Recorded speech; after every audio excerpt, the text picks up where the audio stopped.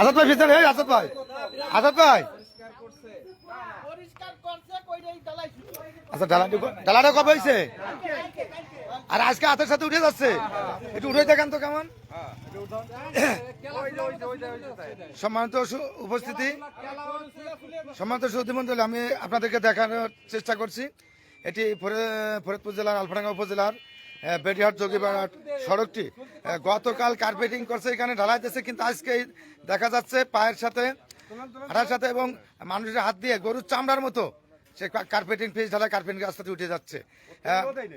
এলাকাবাসীর অভিযোগ, এখানে কোনো বিটিউন বা এখানে প্রয়োজনীয় যে সরঞ্জাম আদি দেওয়ার কথা ছিল এগুলো দেয় নাই বিধায় গতকাল কার্পেটিং করছে, ঢালাই করছে, আজকে এই সেটি পার সাথে এবং হাতের সাথে গরু বা ছাগলের চামড়া যেভাবে করে চলে, হ্যাঁ, একজন দর্শক বলছে যে ছেলে যে কলা চুলে যেভাবে খাওয়া যায় সেভাবে কলার চামড়া চুলার মতো এই কার্পেটিং পিচ ঢালার রাস্তাটি সেভাবে উঠে যাচ্ছে।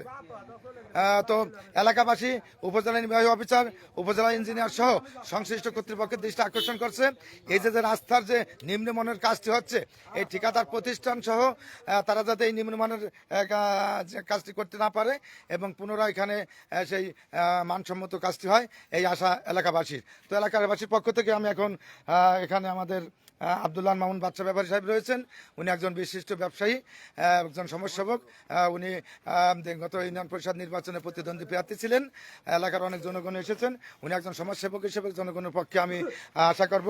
আব্দুল্লাহ মামুন বাচ্চা ব্যাপারী, এই জায়গা কি হচ্ছে একটু বলেন তো। এখানে গতকালকে কার্পেটিং করে গেছে ওরা, জি জি, কার্পেটিং করার পরে আজকে এখানে জনগণ